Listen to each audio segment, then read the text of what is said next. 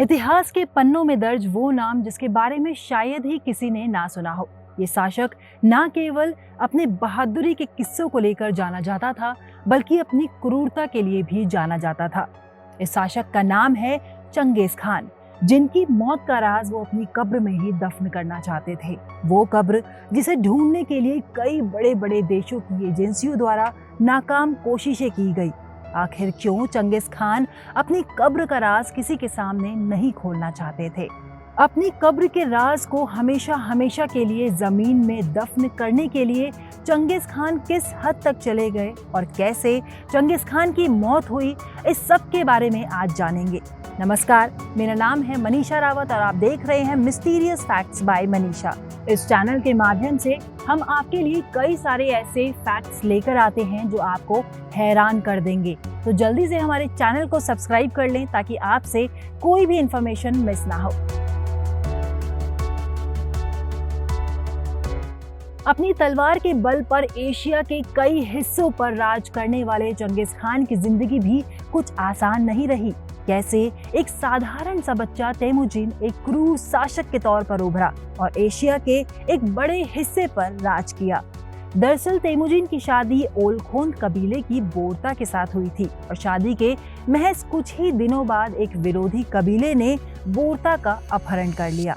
इस विरोधी कबीले से तेमुजिन की मां ताल्लुक रखती थी। मगर सवाल ये है कि आखिर क्यों तेमुजिन की मां के कबीले के लोगों ने ही उसकी पत्नी का अपहरण किया? दरअसल तेमुजिन के पिता चंगेज खान की मां को उसके कबीले से उठाकर अपने साथ ले आए थे और उससे जबरदस्ती शादी कर ली थी, जिसके कारण तेमुजिन की मां के कबीले के लोग उसके पिता से बदला लेना चाहते थे और बदला लेने के लिए उन्होंने पहले चंगेज खान के पिता को जहर देकर मार डाला और फिर चंगेज खान की बीवी का अपहरण कर लिया।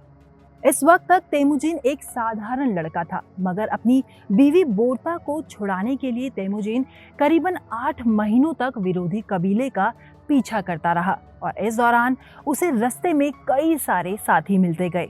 आखिर में 8 महीनों बाद चंगेज खान अपनी बीवी को विरोधी कबीले के चुंगल से छुड़ाने में सफल रहा। इन 8 महीनों में तेमुजिन क्रूरता की ओर अपना कदम बढ़ा चुका था, जिसके बाद तेमुजिन बना चंगेज खान। अपनी जिंदगी के करीबन 40 सालों तक एशिया के कई हिस्सों पर राज करने वाले चंगेज खान की मौत को लेकर भी कई बातें की जाती हैं। 3 करोड़ से ऊपर के क्षेत्रफल में अपना वर्चस्व स्थापित करने वाले चंगेज खान की मृत्यु का कोई पुख्ता सबूत नहीं है। कई इतिहासकार कहते हैं कि चंगेज खान की मृत्यु 1227 में पश्चिमी जिया से युद्ध के दौरान हुई थी, तो कई बताते हैं कि चंगेज खान की मृत्यु बुबोनिक प्लेग से हुई थी। वहीं कुछ इतिहासकार मानते हैं कि चंगेज खान की मौत तिब्बतो बर्मन जनजाति तांगुत की एक राजकुमारी के हाथों हुई थी, जिसने चंगेज खान की पीठ पर छुरा घोंपा था। वहीं कुछ लोग मानते हैं कि चंगेज खान की मौत एक युद्ध के दौरान संक्रमित तीर लगने की वजह से हुई थी। मगर चंगेज खान की मौत कैसे हुई, इस पर आज तक रहस्य ही कायम है। वहीं चंगेज खान को मरने के बाद कहां दफनाया गया था, इसका भी आज तक कोई पता नहीं लगा पाया है। दुनिया भर के कई राजा महाराजा या फिर शासकों के मरने के बाद उनकी कब्र पर मकबरों का निर्माण कराया जाता है ताकि दुनिया भर में उनका अस्तित्व हमेशा बना रहे। मगर चंगेज खान ऐसा नहीं चाहते थे। ऐसा बताया जाता है कि चंगेज खान ने अपनी वसीयत में अपनी लाश को किसी गुमनाम जगह पर दफनाने का आदेश दिया था और उनकी वसीयत के अनुसार ऐसा हुआ भी। जब चंगेज खान के मरने के बाद उन्हें दफनाया गया तो उनकी कब्र के ऊपर हजारों घोड़ों को दौड़ाया गया ताकि वो जमीन एक समान दिखे और चंगेज खान की कब्र का कोई निशान ना रह जाए। इसके साथ ही ये भी कहा जाता है कि जो सैनिक चंगेज खान को दफनाने के लिए गए थे, उन सभी को मार दिया गया था ताकि ये राज भी उन्हीं के साथ हमेशा हमेशा के लिए दफन हो जाए। चंगेज खान अपनी कब्र पर हमेशा से राज कायम रखना चाहते थे, मगर उनकी कब्र तलाशने में विदेशी लोगों की कुछ ज्यादा ही दिलचस्पी दिखाई देती है।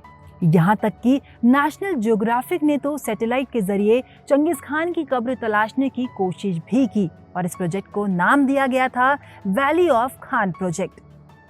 मगर मंगोलिया के लोगों का कहना है कि अगर चंगेज खान की कब्र का पता लगाने की कोशिश की गई या फिर चंगेज खान को उनकी कब्र से बाहर निकाला गया तो प्रलय आ जाएगा, क्योंकि चंगेज खान नहीं चाहते थे कि उनके मरने के बाद उन्हें कोई भी याद करे। इसी कारण मंगोलिय समुदाय के लोगों ने भी चंगेज खान की इस ख्वाहिश की इज्जत करते हुए कभी उनकी कब्र ढूंढने की कोशिश भी नहीं की।